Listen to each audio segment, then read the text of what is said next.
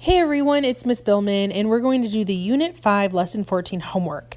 Now, I'm writing my name on my paper to hopefully remind all of my friends on YouTube that you need to write your name on your paper so I can make sure you get credit for it. So the first part we're going to do is we're going to write each statement as an inequality. We have been doing inequalities forever in our life. Maybe you saw it as like an alligator mouth, which when they want to eat the biggest ones, well, it's the same thing. So we have 4 that we really look at: less than, greater than, less than or equal to, and greater than or equal to. When it has a line underneath the less than or greater than, that means that it is also equal to, or at least it could be equal to. It doesn't mean it necessarily is, but it could be. It has that half equal sign in my mind because it has the option of being less than or greater than, but still equal to. So it's kind of halfway, but it doesn't mean it is. And sometimes it is kind of fun to draw these as alligator mouths, thinking they're eating the bigger thing. But, we're in 6th grade, so I don't really do that too often unless I'm feeling really fun.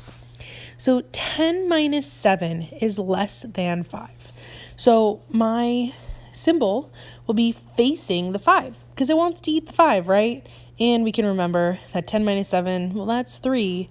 And 3 is truly less than 5. For number 2, m is greater than or equal to 25.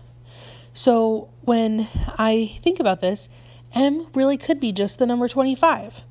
M could be 26, M could be 53. Those are all greater than or equal to.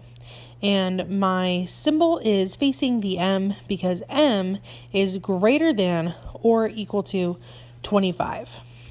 So like I point out here, it could be anything as long as it's not like 24, 21, just the number 5. That's not correct. So now let's write each inequality in words. 8 is greater than 25 divided by 5, which is true. The quotient of 25 and 5 is 5 because 5 times 5 is 25. So 8 is greater than that, and you can see that with the symbol. When we're working, it's okay to write these symbols with what they stand for on your paper. That's totally fine. 9 plus 5 is less than J. So the sum of 9 and 5 is less than J. I could write 9 plus 5 is less than J. Either way. So that means that J has to be greater than 14. Now it can't just be 14. It has to be 15, 16, 17, anything above that, because this is not less than or equal to. Sometimes I do think it's fun to write them, using our academic vocabulary, sum, quotient, product, difference, that kind of thing, just like to practice. So we're going to give 3 solutions to each inequality. You do not have to use my solutions. This is just what I think of. So when it says y is less than 11, I have to think of 3 numbers that are less than 11. So 2, 5, even 10, but not 11. So P is greater than or equal to 100. So this means it could just be 100.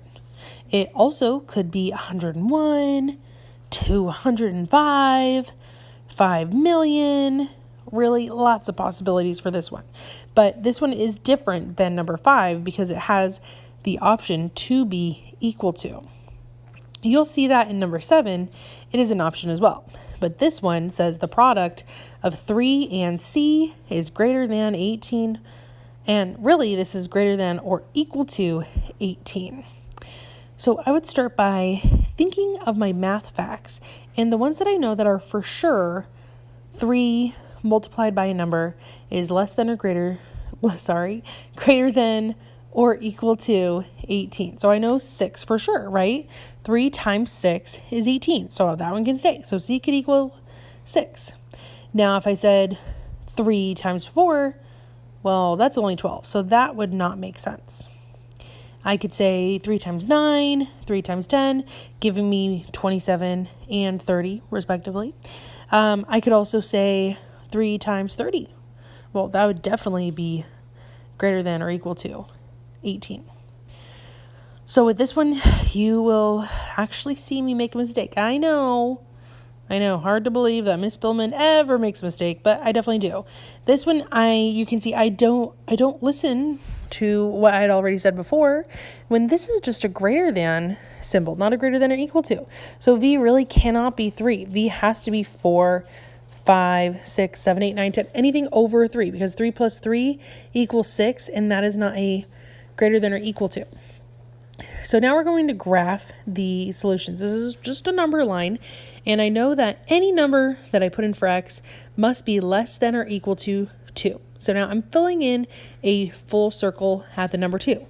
When I have these less than or equal to or greater than or equal to, I fill it in as a full dark circle. If it is just less than or greater, or greater than, I just use a regular circle.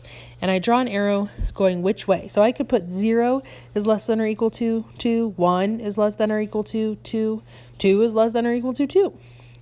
W is greater than 6. So I put my plain circle, no fill-in, and I draw my arrow going to the right because it's greater than. So it could be 7, 8, 9, 10, that kind of thing. So customers who spend $25 or more get free shipping. Let D represent the amount spent by a customer who gets free shipping. Write an inequality to show the possible values of D. So if I spent $26, I would get free shipping. So if I spend $35, I get free shipping. Now, this says $25 or more. So that's greater than or equal to. So you can see I have D is greater than or equal to 25. Now I go to my number line, put a dark circle at the 25, and have my arrow going to the right. Inequalities are a lot of fun because they are to really test what you remember, but also challenge you.